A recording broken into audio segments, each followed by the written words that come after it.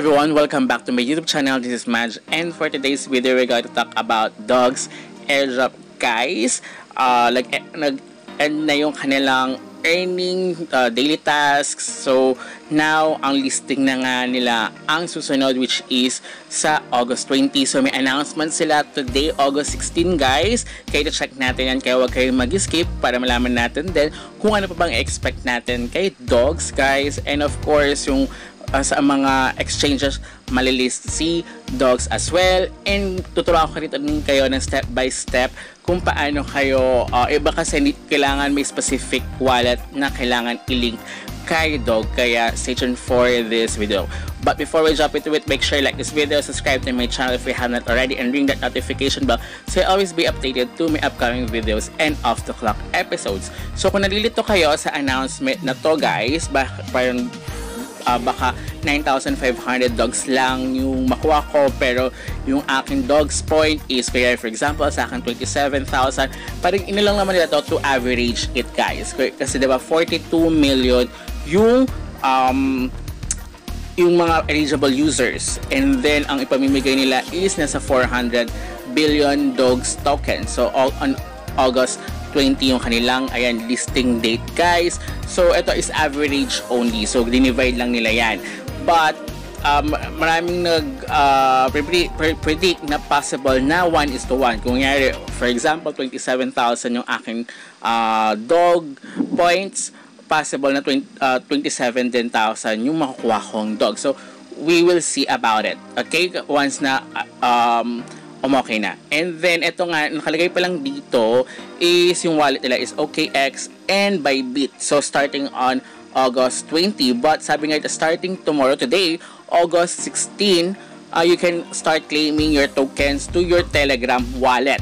So kailangan is Telegram wallet. Pwede nyo naman yung Telegram wallet nyo i-import nyo sa Tonekeeper, which is yun yung sinasabi nila na recommended ni Dog. So ako is Myton wallet yung nilink ko sa papalitan ko. Alam ko na marami nakita ko sa Twitter account or X account na nagkaka-problem dahil nagkakaroon ng error. So tuturuan ko dito paano nyo malink yung inyong Telegram wallet and then i-import nyo yan sa inyong Tonekeeper. So ito na yung lists nila. So kailangan follow kayo sa kailang official channels, which is Dogs Community, Dogs on X.com, and ito nga sinasabi nga, prepare your wallet, install Tonekeeper.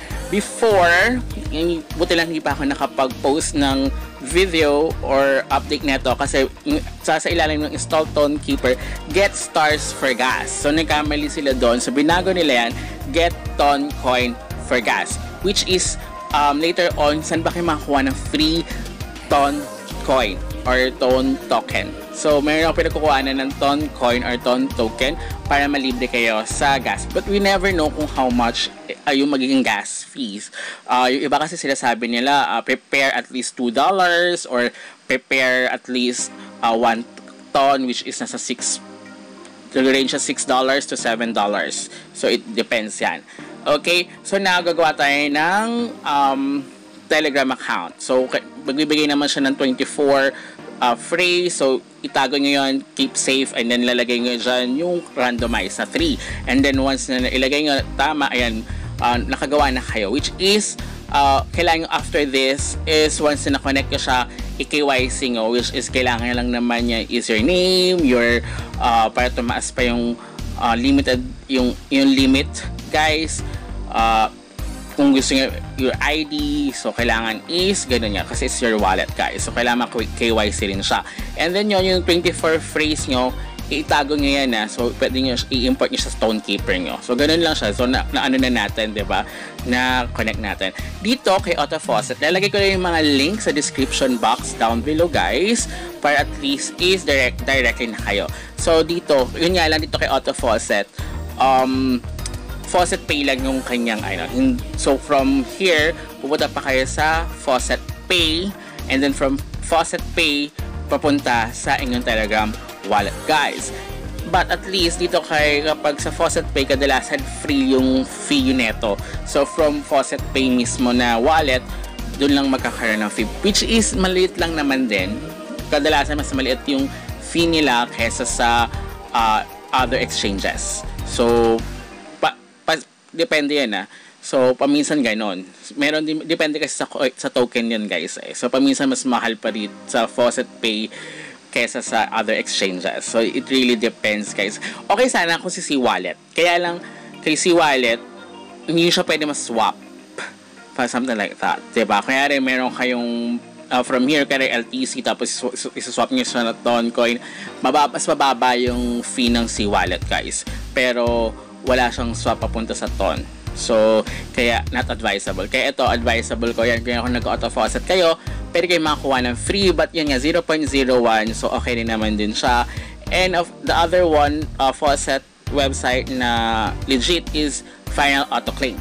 Ito mababa to. Ito at least dito directly. Kaya lang, yun nga lang, dahil nga, ngayon, listing na and claiming na, naubos na kagad yung token nila. Dapat kapag ito ginagawa nyo, pag may inumpisahan kayong airdrop at kailangan ng gas fee, yun ang i-grind nyo at kunin nyo na kagad. Kasi pag malapit na, ayan, maubos kagad siya. So, as you can see, mas mababa pa siya. Yung, 0.025 lang. And then, yung fee nga is 0.005, which is directly na yan sa Ton network nyo. So, ito yung maganda kay Final Auto Claim is mas, siya, directly sa mga wallet talaga.